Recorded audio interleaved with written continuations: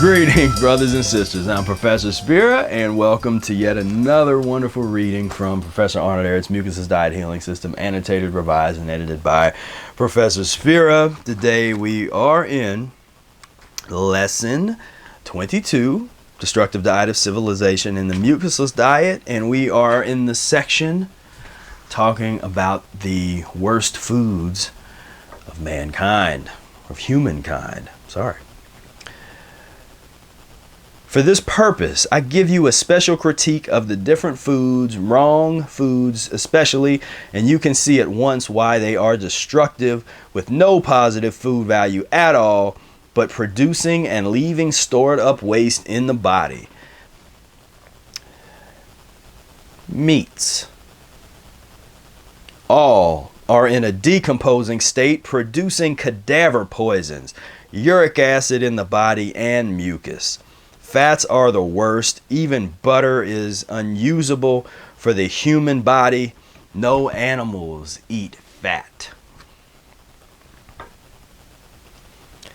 Eggs.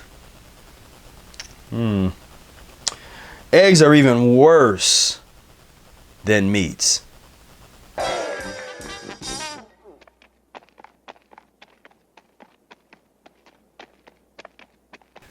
Eggs are even worse than meats. This is because not only do eggs have too high protein qualities, but they also contain a gluey property much worse than meat and are therefore very constipating, quite more so than meat. Hard-boiled eggs are less harmful because the gluey qualities are destroyed. The white of eggs make perfect glue.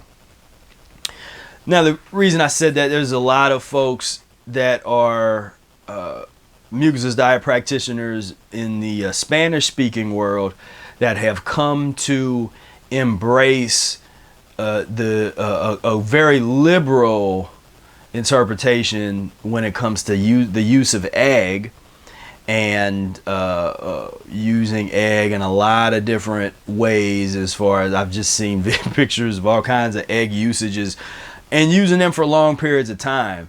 To me, there's not necessarily a need for the egg-based mayonnaise. I mean, we have plant-based things that taste just like mayonnaise that you can use.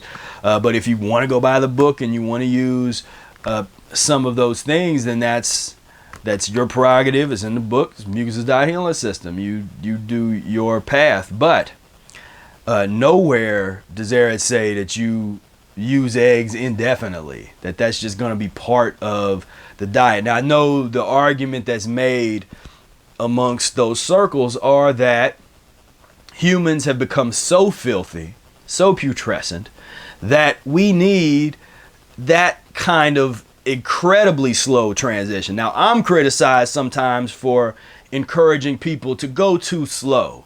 They're not going fast enough. They can get to raw foods a lot faster than what you talk about, or they can become mucusless fat. I mean, fine. If you feel that way, you feel that way. No one's holding you back from you go as fast as you can. You know, I'm gonna be doing this when I'm in my 70s and 80s. There's a lot of people that have had that attitude that didn't make it that long practicing diet before they got into something else. Like, you can't do the diet. Well, you can't do it if you don't transition, as far as from my experience. But this is the other side of that. This is like the opposite, where folks are trying to use the egg-based mayonnaise and hard-boiled eggs and this kind of stuff for years and years. Like, that's just a staple thing. And so I'll read the section again just to be clear on Ehret's opinion on egg. Eggs are even worse than meats.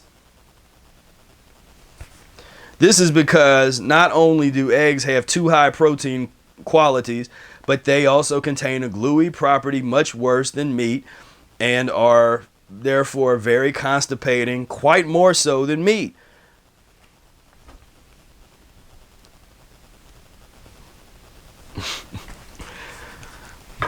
So I don't know what else to say about that.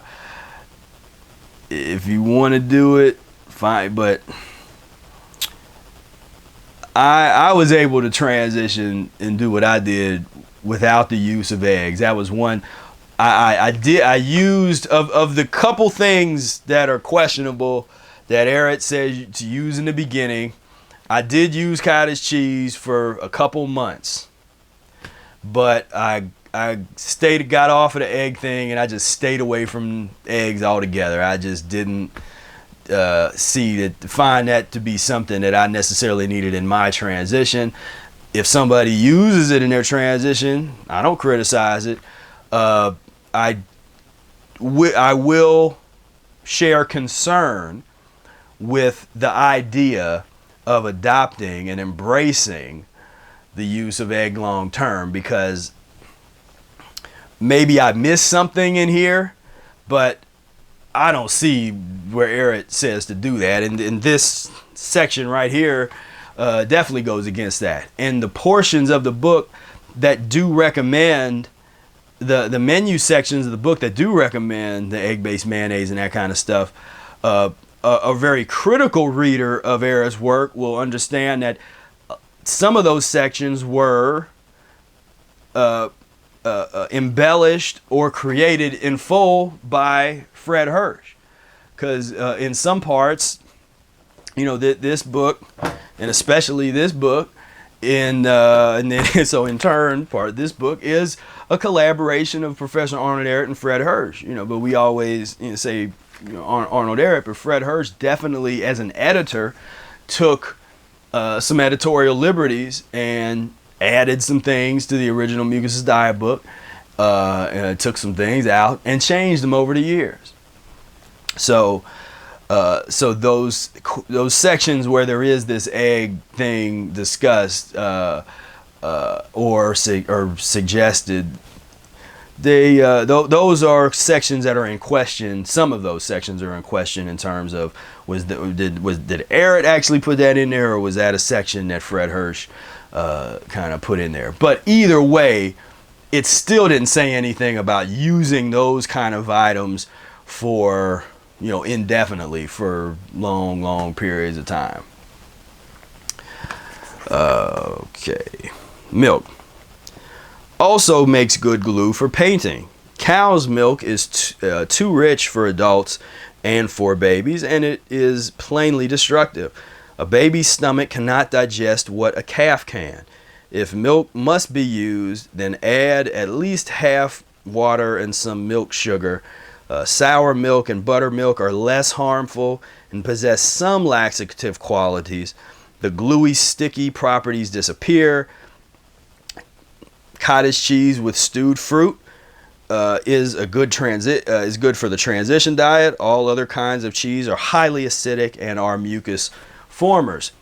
So again, the sour milk thing. Now, I never dealt with the sour milk, but I had sour milk products or just like the cottage cheese kind of thing. And so, like I said, I used that maybe only for 2 months, 2 or 3 months through the first winter, because I can even remember by season. It was like the first winter that I practiced the Mucusless Diet. I got into some cottage cheese, most definitely. And I did the cottage cheese with stewed fruit.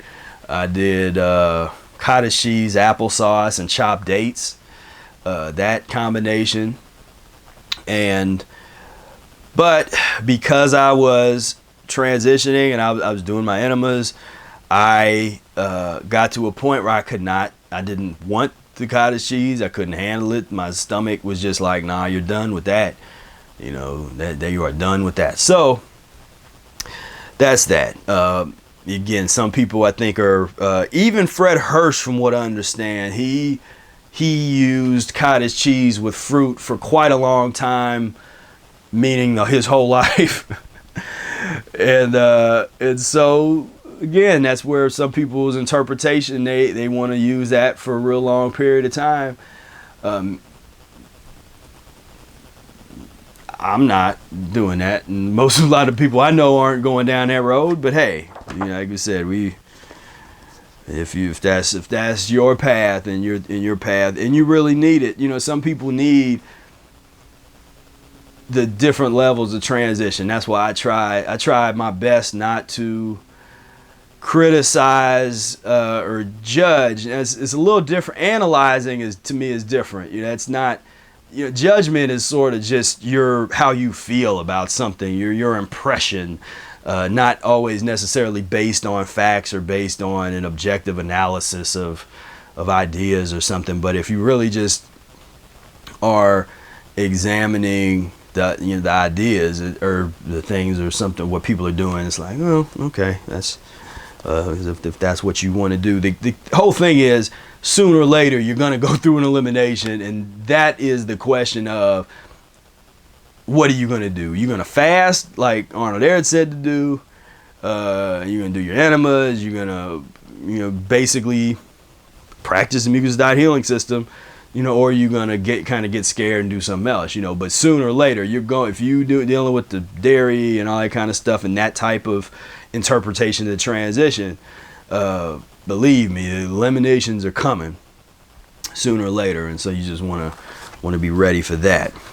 So I think I'm going to leave this where it is at the moment. We will continue on with the next items very shortly. So again, I thank you for tuning in, and hit the subscribe button if you're not already part of the family, and hit the like button if you would be so kind, and say hi and let me know how your transition is doing, and how these videos, if they are helping you in any way, and if they are, let me know how. I would love to know. That gives me inspiration and lets me know that some people care. And I appreciate that so much. So I thank you for tuning in, and until next time, peace, love, and breath.